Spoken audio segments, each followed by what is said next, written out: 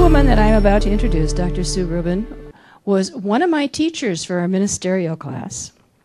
She taught me a lot. I'd had Dr. Dennis up until that point, and Dr. Sue taught me a whole new perception of what this teaching is all about. You had a center up in Canada, and then she came down here and opened a center in Westlake. And then she did something like retire. But for Dr. Sue, retirement is a lot busier than when she had either one of the centers. The woman is everywhere, doing a lot of wonderful, wonderful things. And her class coming up, if you have never experienced this woman as a teacher, I'll tell you, you walk on water when she gets done. So it is my wonderful pleasure to introduce to you Dr. Sue Rubin. Thank you so much, Maggie. Thank you. So we meet again, and again, and again, except you're not really there. I'm only seeing myself coming and going. So if I look at you and I see you, I'm simply seeing whatever reflects back to me, that which I believe about myself. So today we're talking about change is good. You go first. We want other people to lead the way, show me, clear the path, get the debris out of the way, make it simple, make it easy, make it beautiful. Well, life says you make of it yourself, because whatever you are to yourself, that is what life is to you. So how's everybody doing? I heard it great, I heard it wonderful, I heard a silence, I heard I should say something. I think the more that I live and the more that I learn and continue to study, the more I realize that the degree to which we're honest with ourselves becomes the precursor to everything else. Because I don't know about you, but I make a confession right here and right now that I've conned myself pretty good through the years. Anybody want to join me in that true confession? I mean, all of us have, and I think the job of what we're unlearning, the facades and the masks are being taken off, and really what we're seeing is the inner radiance, the magnificence and the beauty of who and what we really are. I just read an interesting little notation on Carl Jung, and it is said that Carl Jung, before he would get into any discussion with his clients, he would have them sit down, center themselves for a moment, be prepared for the event that was about to happen, and then the very first question he would ask them was, "Where were you before coming here?" Just simple, okay. So if we were to play the reel back, where were you before you came here? You got up, you knew you were on a schedule to be sure to be here in time. You prepared the coffee, you did whatever you usually do, you did your morning toilette. That's why you all look so pretty. And you did whatever else it took to get in the car and to bring you right here and to enjoy the meditation with Rob. And then to enjoy everything. The scene has been set with Reverend Maggie's meditation, with Andy's music and the band, and everything about today has set a tone, and here you are, you're sitting in the seat. So we know in Science of Mind, in any metaphysical spiritual teaching, it's not the facts that we're looking at. The facts are simply the pointers to what is it that really was going on within me. Did I spill the coffee and become immediately irate? Had I started my day meditating? How many of you started today? Come on, honest and true with meditation. Okay, the rest of you I would strongly invite the way that we mold ourselves and alter and fine-tune and purify those rough spots on the diamonds that we are. It's meditation. It's meditation, meditation, meditation. Remember, how do you get to Carnegie Hall? Practice, practice, practice. How do you get to that place of freedom and liberation of yourself? Meditation. So I do most strongly reinforce your invitation to let yourself experience it. So in any case, you did whatever you did, but the important telling point is how you did it. What was the mood? Was there haste? Was there rush? Was there frustration? Because things did not go according to your plan. Things change. Have you noticed that? Change really is the nature of life. We can spout that. It's the very essence of nature. Nature is teaching us moment by moment by moment that nothing stays the same in the physical importance of life that we deem so important. The only thing that is really lasting is the essence of who and what we are. So where were you really? Ask the question, where were you in consciousness before you came here? And where are you right now? Is your mind really focused? In a group such as this, in a gathering, it seems to be so much easier to bring ourselves away from the periphery and to really zone in on the very center of life, because we're all doing it together. It's not that the power, the intelligence, the creativity itself becomes any larger, but where two or more are gathered, we each feed off each other, and we're doing some healthy eating this morning, as you do every time you gather. So if you ask yourself those important questions, where am I really in consciousness? Where I am every moment in the deepest parts of myself that are the thinking, feeling, contemplative, fantasizing, idealizing part of myself. Where is that? What is the strongest essence of how I identify myself? And from that point onward, we either more gracefully flow with life's changes, or we find ourselves resisting. And you know and I know, through your studies, through your own personal experiences, that the greatest pain we cause ourselves comes about as a result of fighting the way it is and insisting it be something other than the way it is. So I personally experienced that. I mean, I wouldn't be here if I didn't have a story to tell you. You know that. So I was scheduled to take a Panama Canal cruise. And the cruise was leaving out of New York City. And because I am born and raised in New York City, I always go in earlier on an occasion such as that to spend some time at theater and friends and family.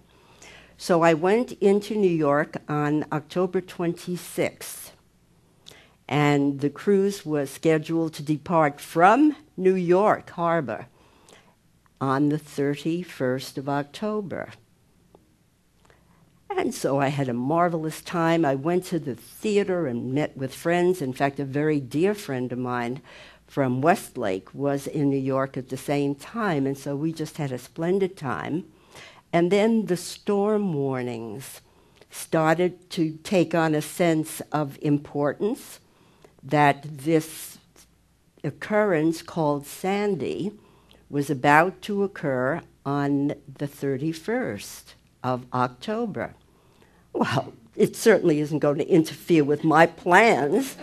My ship comes in, symbolically, right? My ship always comes in.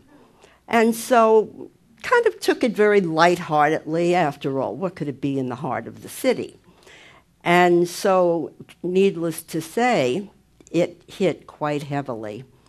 And our hotel was in that block, perhaps you recall seeing it, where there was a crane dangling from 50 feet up. And so that whole square block was cauldroned off. And we were fortunate not to have to be evacuated, which many people in that block were.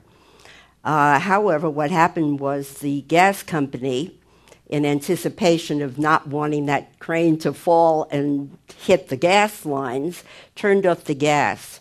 So our hotel had no hot water, and we had no heat. And most annoying part of all, we had no housekeeping services. So meanwhile, I'm thinking, wait a minute. Life is assured to unfold in its orderly fashion because I know law, I work with law, and I'm always in harmony with that highest and best and richest part of myself, spirit. And so it became apparent my ship was not coming in. And the hotel was in a most unusual situation themselves. I mean, always we talk about the ripple effect. What I do is caused not only to my experience directly, but it has an influence on everybody else. It's that ripple because we share the unity and the commonality of one mind that is multiplicity in form, but singular in essence and nature. And so the hotel was still operating on the basis that the New York Marathon was going to be run, and so people were filing in who made it in before everything shut down. So our lobby was like an airport terminal. And the hotel found itself in the position of they couldn't throw us out. I would have been out of the hotel. And nor could they take in any new people. And so people were just sleeping in the lobby and doing whatever they could, making our own beds, for heaven's sakes. Or not, which was my personal choice. And so I started feeling, amidst meditation and my daily affirmative prayer, spiritual mind treatment, I found this anxiety that was creeping up. Well, where am I going to go? What's the schedule? Is this on? Is it off? How long am I going to be here? What's going on? Obviously, I was staying at the hotel until further notice. You can relate, I know you can, to everything is fine when everything goes according to the way you want it to go. And then when the deviations occur, we find ourselves giving rise to the behaviors that still reflect the patterns of fear and separation from source that we all have. Let's face it. In my mind, the only thing that ever is a problem, whether it's related to health, to money, to creativity, to my relationships, is my false sense of separation. I'm fine when life is cooperating with me and the law is giving me what I want. But the minute there's a deviation, I find the human fears and anxieties and apprehensions and frustrations and resistance and the impatience, anybody familiar with any of those feelings, and then more, start giving rise. And when I tell myself to sit, just go sit down, do some deep breathing, be quiet, and do your prayer work. And so I'm doing it, and yet I'm doing it still from the consciousness of where I was before. That's why that question is so important. Where was I before I got here, and where am I now? In consciousness. I can be putting on a good face. I can be presenting this facade to the world. I can be kidding myself and doing my own conning bit. But if in consciousness the most dominant energy that's still vibrating within me is the fear or the anxiousness or the false sense of separation, then that's the thing that triggers the law. So meanwhile, picture this, when we start looking outside of ourselves, that realizing there's a bigger picture happening here, I thought about the cruise company. So not only couldn't I get on the ship, but other people couldn't get off. And I thought, my God, what a momentous challenge for the cruise company to start juggling and doing, talking about cruises, right? Not too much of an endorsement for cruising. So what happened eventually, after this whole cycle of universal dynamism was quieted, and the airports opened up 2 days later, what the cruise company did was to fly, or some people will bus. I opted to fly. They flew us or bused us to our first port, which was Charleston, South Carolina. And so I flew to Charleston, and they still needed time to get their people off and prepare the ship for the next run. And so I had the delight of spending time in Charleston overnight. Then picked up the ship and things proceeded. But some of the stories were absolutely horrendous in terms of not inconvenience, but the true difficulties. There was one woman who I talked to aboard ship who had been in a New York hotel down in the Battery and had to be evacuated. And she was on the 17th floor and with all her luggage and was told, you got to evacuate. Just take your luggage and go. She couldn't reach the desk to say, I can't do that. I'm not physically able to do that. The way that she found her answer, she said she prayed. I don't know how or when or where, but she said she prayed. And she realized I have a voice-activated phone. So even though I can't use electrical power, I can be activated by my voice. She called her daughter. They live in Australia. She reached her daughter. Her daughter was then able to put an emergency call through to the hotel and say, my mom's stuck on the 17th floor. She needs help. So that's just part of the stories that unfold. And yet, when you look at the bigger picture, everything truly does happen for a reason. Change is the necessity and the imperative of this universe. Therefore, it will not be impeded by you and by me and by our smaller self-serving demands or insistence. It will always have this larger creative power and process that is unfolding. So that if you look at what's going on in your life now, and I know we all have challenges, certainly we're in a time, in an environment globally and locally, financially, and in terms of wars and violence and hostage situations and everything that points to a system that is no longer working the way it's been worked up to this point, that you can't continue to fix the outer with the outer, that cause still rests within consciousness. And to the degree that we all dedicate ourselves to the practices that mold us and shape us into the image and likeness of the God self we already are. And as we continue through our spiritual practices to focus on where am I at this moment? Is my body where my mind is? And is my mind where my body is? And is my spirit the overall guiding force that sees me through my challenges? Because in the changes that occur, there are, as the Serenity Prayer so beautifully put it, there are things we can't change. Some of the absolutes of life are that everything doesn't always work out or pan out the way you and I plan it.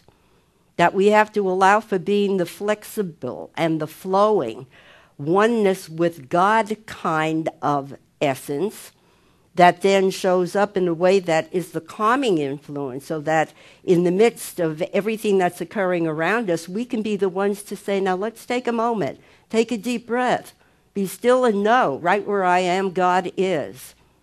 Would you say that with me? I am still and I know that right where I am, God is. Together. Right, I know right where I am. What did you say? Let's. I think we just did a chamber prayer. Do you know what a chamber prayer is?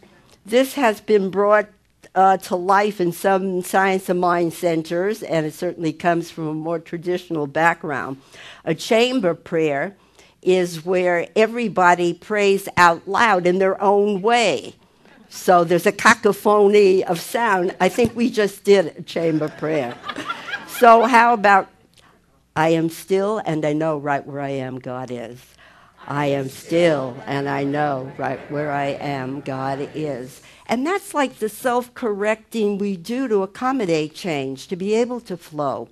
When you're on course, you're on and you know you're on. But when you move off, you come back. So really, all of us, really, when you come down to it, we're walking a tightrope. And sometimes we lose our balance a little bit, and you got to come back. And then you're on target again, and you walk that straight line. I am centered in the awareness of my oneness with God. And then we tip off again. That's what life is. There is a very false expectation if we think it's always going to be. exactly and primarily in tune with what we are looking at achieving. I think we've all arrived at a place in the evolution of our entire culture where it's not enough for you and I to wake up. Now it's important for everyone to wake up if we are going to see things change financially and globally and politically and in every which way, because the outer structures that are reflecting shakiness and destruction and chaos are still what precedes creation. Chaos still is evidence of something new that is emerging, something that wants to change, that needs to change. So it's as if we're being called to first wake up. You can't do anything about anything until you wake up. And it reminds me of the metaphor that, for example, I set my alarm for 4:30 this morning because when I'm speaking, I like to be up and prepared and doing my inner work. So I'm sleeping. Maybe I was dreaming of being here. Maybe I was off on some other island in Hawaii. I was dreaming. The alarm goes off. The alarm is my true wake-up call.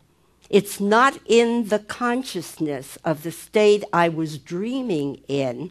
It is that greater awakened sense that's pulling me into a new level of awareness, of wakefulness, of mindfulness.